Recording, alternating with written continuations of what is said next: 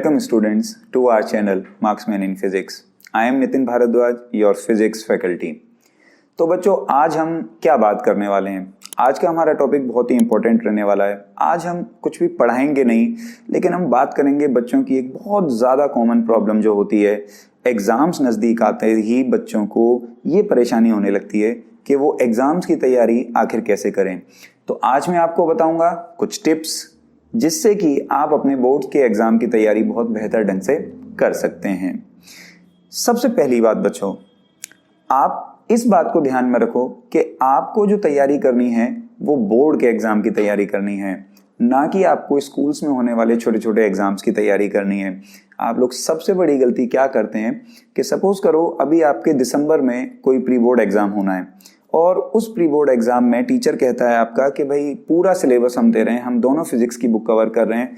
आप लोग क्या काम करते हैं कि सारा सिलेबस कवर करने के लिए जल्दी जल्दी में ऊपर से सारे चैप्टर थोड़े थोड़े पढ़ते हैं। ना तो आप उन सभी के सारे न्यूमेरिकल्स लगाते हैं, ना आप उनकी थ्योरी को ही अच्छे ढंग से रिवाइज करते हैं, और सारी प्रिपरेशन करने के चक्कर में आप एग्जाम देने चले जाते हैं। इसका एक नुकसान होता है, जब अगली बार दोबारा एग्जाम होगा आपको क्या करना पड़ेगा, आपको वो चैप्टर दोबारा से तैयार करने पड़ेंगे। साथ के साथ आपने उनकी ऊपर से तैयारी करने में जितना भी टाइम लगाया वो आपका सारा टाइम वेस्ट हो गया।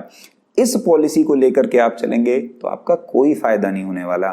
आपको क्या करना चाहिए, आप क्या काम कीजिए, मान लीजिए आपके प्री बोर्ड में 10 चैप्टर आ रहे हैं, आप 10 के 10 टारगेट मत कीजिए, आप स्टार्टिंग के 3 चैप्टर टारगेट कीजिए। लेकिन उन 3 चैप्टर्स को ऐसे टारगेट कीजिए कि उनकी सारी थ्योरी याद कीजिए, उनके सारे प्रीवियस ईयर क्वेश्चन लगाइए, उनके सारे न्यूमेरिकल लगाइए, और जिस भी इंस्टीट्यूट में आप पढ़ रहे हैं, जहाँ कहीं भी आप पढ़ रहे हैं, उन्होंने जो आपको बुकलेट्स दी हैं, जो मॉड्यूल्स दिए हैं, जो इंपॉर्टेंट क्वेश्चंस दिए हैं, उन इंपॉर्टेंट क्वेश्चंस को आप सॉल्व कीजिए। मेक श्योर कि उन 3 चैप्टर्स का कोई भी पॉइंट आपसे मिस नहीं हो जाना चाहिए। जब ये तो इस एग्जाम की बात हो गई।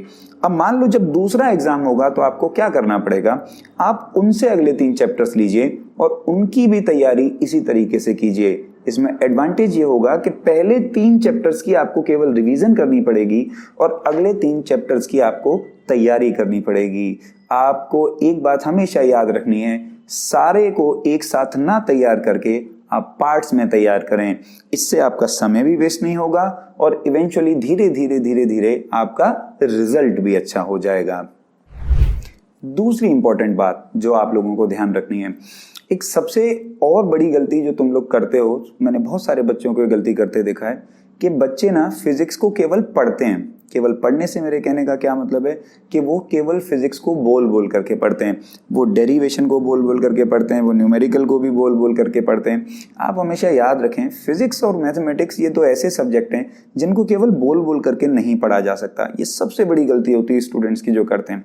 आपको क्या करना है, फिजिक्स को और मैथमेटिक्स को आप जितना ज़्यादा लिख लिख करके प्रैक्टिस करेंगे उतनी बेहतर ढंग से आप एग्जाम की तैयारी कर पाएंगे, क्योंकि जब हम लिखते हैं तो हम ज़्यादा रिकैप कर पाते हैं। बेसिकली मैंने अक्सर देखा है, क्वेश्चन पेपर चेक करते टाइम, आंसर शीट चेक करते टाइम हम लोगों ने ऑब्जर्व किया है कि हमने सपोज करो एग्जाम में कोई डेरिवेशन दी, बच्चे ने डेरिवेशन लिखनी शुरू करी और वो उस डेरिवेशन को बीच में भूल जाता है। होता क्या है, जब आप उस डेरिवेशन को पढ़ रहे होते हो तो आपको लगता है अरे यार ठीक है ये तो मुझे समझ में आ गई, लेकिन जब आप उसको लिखने बैठते हो तो आपका पेन अटक जाता है। इसका केवल एक ही कारण है कि आप उसकी लिख करके प्रैक्टिस नहीं कर रहे हो।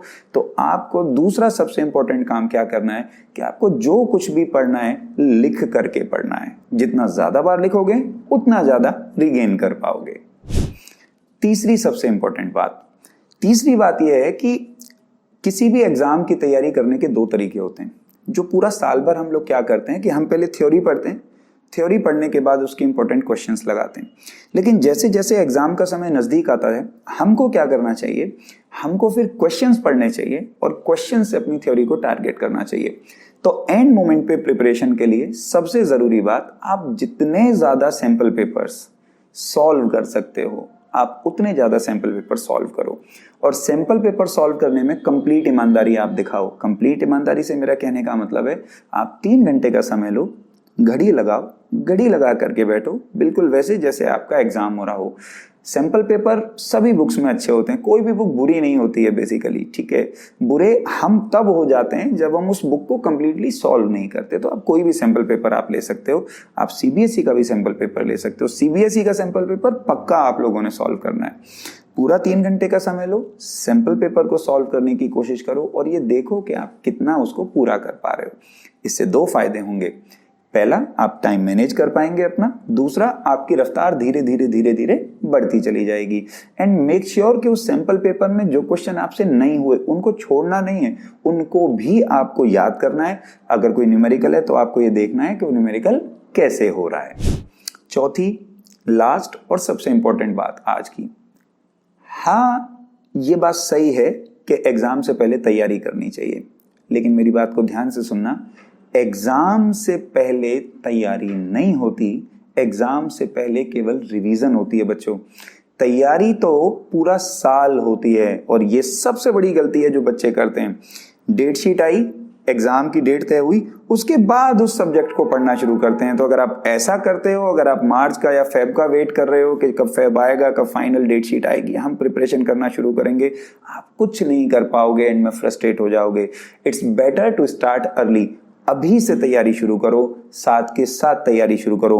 वैसे तो तभी से तैयारी शुरू कर देनी चाहिए थी जब से आप लोगों का सिलेबस स्टार्ट हुआ था, लेकिन आप अगर किसी कारणवश तैयारी नहीं कर पाए हैं तो अभी भी देर नहीं हुई है, आप आज ही से स्टार्ट करो। और जो मैंने ये तरीके बताए हैं प्रिपरेशन करने के, आप इन तरीकों से प्रिपरेशन करना स्टार्ट करो।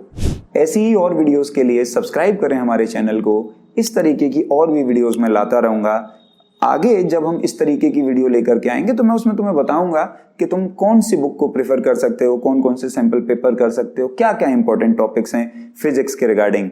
अगर आपको ये वीडियो अच्छी लगी हो तो कमेंट सेक्शन में अपने जो वैल्यूएबल राय है वो आप दीजिए। इस वीडियो को ज़्यादा से ज़्यादा शेयर कीजिए और हमारे चैनल को सब्सक्राइब कीजिए। Thank you.